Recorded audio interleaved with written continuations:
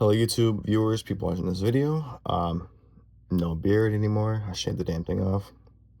Anyway, so making this video to kind of bring to light, ironically enough, bring to light, and sending that stupid joke, don't mind it. Um, so I had a heart arrhythmia called SVT for almost 10 years. What is that? SVT is supraventricular tachycardia. It started when I was 18. I'm now 28, so that's a long window of time to have it. SVT is basically where your heart goes into in these episodes of you feel this weird fluttering in your chest, and all of a sudden your heart just starts racing like crazy fast, sometimes over 200 beats per minute, which is not good. So late summer of 2015, after high school, was my first episode, and I set up too quick from doing push-ups, and yeah, I was basically pushing myself too much. Fast forward 2 years, I was working at a grocery store, and yeah, that was the ultimate domino effect of my demise. So I had an episode that started, and then suddenly every it was like every year I was having either up to 2 to 3, maybe up to 5 episodes a year, depending on the year, and I would go months without having an episode. And then yeah, so after some years, I never said anything to anyone because I didn't know what it was. I didn't want people to panic or worry, but ultimately I just didn't want to, kind of, I was too full of pride to admit that I had a health issue with my heart, and I didn't want to admit it. Anyway, so after some years, 2020 came by. Ironically enough, 2020 came, and then there was for 2 weeks I felt like I was gonna have a heart attack because I had tension in my diaphragm, and my left shoulder, hand, and both my hands and my face was numb. And then I was taken to the ER, and they said, "Yeah, you have palpitations. Palpitations, obviously, really bad anxiety." Could have told them that. And I also have a potassium deficiency. So I'm like, okay, potassium, it's good. I'll just do whatever for potassium and no more episodes. Not quite. Um, I was set up with seeing a cardiologist. So for 2 years, I was seeing a cardiologist until my dad's insurance kicked me off because I turned 26. And yeah, so but they never caught any of the episodes. I was going for routine checkups. And yeah, so but then when I was cut off my dad's insurance, I was like, okay, so what do we do now? Um, I basically just, for in layman's terms, raw dogged it for 2 years. So when I had episodes, I would just let it run its course, which was not the brightest thing to do. Don't do that. Just dumb.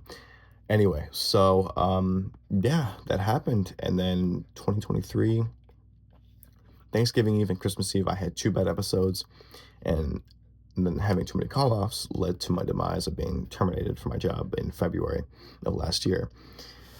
They knew I wanted to leave, and I knew I was done. So yeah, they let me go. And then in June, we had a heat wave come in, and then I was tasked with the first day of the heat wave. I was tasked to go out and help somebody's shop. When I got back home that day, my palpitations were so bad, and for 2 weeks I laid in my bed and didn't really move unless I had to use the bathroom or eat, maybe twice a day. So for 2 weeks I didn't do anything really, and then end of those 2 weeks, literally 2 week mark, and then I had an episode of sinus tack from like 4 in the morning until noon. And yeah, I woke up, and my parents said I was pale and slurring my words, so they called EMS. Was taken to the ER, and they said, "Yeah, you have SVT," but didn't I wasn't in an episode, but they could tell in like immediately. And then yeah, so that happened, and then for I think 2.5 months, it was like at least 2.5 months, I was from my bed to the floor. My bed's sitting on the floor because didn't want to stand up unless I had to use the bathroom, do something, or eat. And then I lost 30 pounds in that time. I went from 182 to 155. That was the skinniest I've ever been. If you ever seen The Martian with Matt Damon, it was bad. So yeah. Anyway, I miss being outside. I miss the sun on my face, and so I would start going outside. So I would start walking, just to kind of get outside and get my body, back to being physically active again. And then yeah, I had applied for state insurance, so it was finally approved eventually. And then yeah, so I was having episodes. I had episodes start when I was at a friend's grad party, and I wasn't doing anything, just standing and just talking and laughing with him. And then that triggered an episode, which I was taken to the emergency room. And then after that, I had I had another episode that started, and I was put on metoprolol tartrate. That didn't do a damn thing for me. For 2 weeks, I had 4 episodes within 2 weeks. The second of which I didn't go to the hospital because it lasted 20 minutes, so I didn't go. But the last two I had, I was given adenosine, which was I call it the fun juice. That's not really fun. Anyone who's had it, like that's not fun. No, it's not really fun, but it does its job sometimes. So anyway, yeah, that happened. The third visit to the ER, I was kept overnight, and they asked me in the morning if I wanted to go for an ablation. I stupidly said no. I want to try calcium blockers because I heard about it.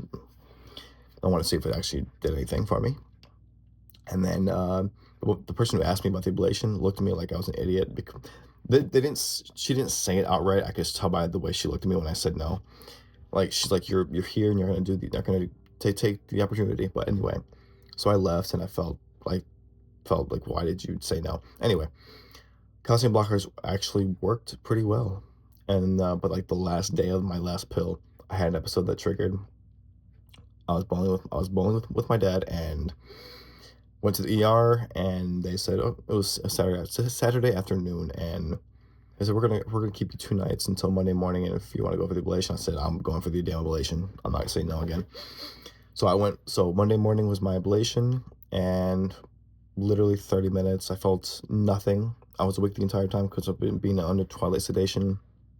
Um, but having my heart being, triggered to go into SVT while they were bleeding and getting my heart up to 290. My highest was like 235. That was insane fast. Anyway, and it was done, and they were like, all right, we're going to put you under full anesthesia. So I went under full anesthesia and woke up 3 hours later, and I was home after noon. 3 weeks later now, and I will still occasionally have the thrash feeling of like it wants to start, but it can't. Uh, I was talking to a guy through Reddit actually about it, and he said that for because I had it for as long as he had it as well for almost basically 10 years. He said you'll still have that feeling, but it just won't be. It can't happen anymore. Hopefully not. Anyway, I was probably diagnosed with AVNRT. Basically, my impulse, my it would get caught in a loop, which hopefully no more issues ever again, hopefully, because I'm an aspiring linguist. I have so many things with languages, culture, history, philosophy, writing, all this stuff. So yeah, anyway, this is 8 minutes. I'm gonna shut up now. Yeah, if anybody has issues with this, please do not. Yes, heart surgery, it seems scary, terrifying sometimes, but especially with this, it is a breeze, believe me. I was at St. Joe's in Ann Arbor, Michigan. So yeah, anyway, much luck to everyone. Please get it done if you need to get it done. Don't hold off like I did the first time. It will save your life and it'll help you tremendously. So anyway, my send off. Take care of yourselves and please get the ablation done. You don't want to do this forever. All right. Anyway, send off. Bye.